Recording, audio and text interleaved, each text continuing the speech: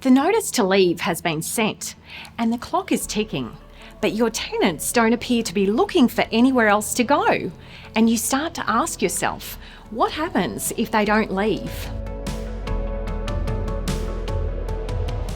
It's a frightening thought, especially if you plan to move back into the property or you have sold it to somebody who wants to move in.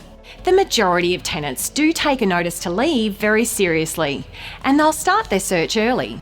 In fact, in some cases, a tenant will ask to leave earlier than the handover date once they have secured a property. And then, then there's other tenants who leave everything until the last minute. Perhaps they think you'll change your mind.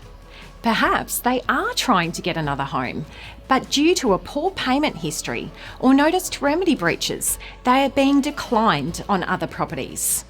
Or perhaps they just don't think you'll go through with getting them out. Whatever the reason, here's what you need to know. You can threaten to send the heavies around. I've heard this many times over the years. If they don't get out, I've got a few mates that I can send over.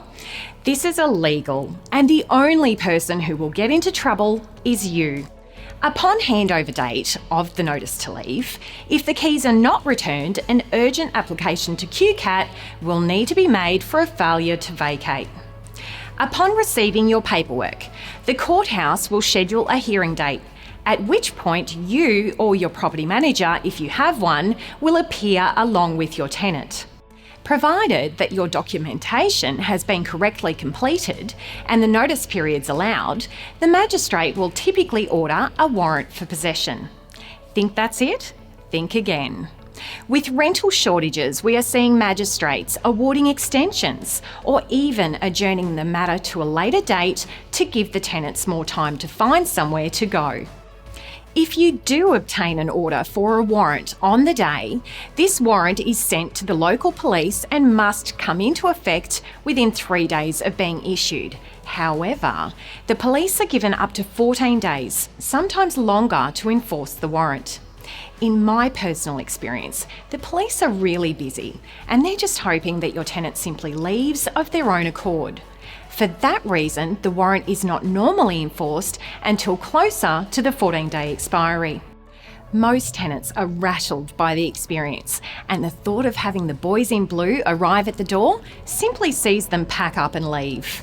If they don't, the police will ask you or your property manager to attend the property with them on a certain day, and they will obtain the keys from your tenant. In some cases, if there are still possessions inside the home, the police will ask that you allow your tenant the day to remove their belongings before you return to lock up. All in all, it can be a harrowing ordeal, and typically you're left with a substantial cleanup at the end. So, what can you do to avoid this? I'd love to say just choose the right tenant, but even great tenants can get themselves into a pickle. In our next video, we're going to discuss landlord insurance and how to make sure that your cover really does have you covered. So don't forget to subscribe.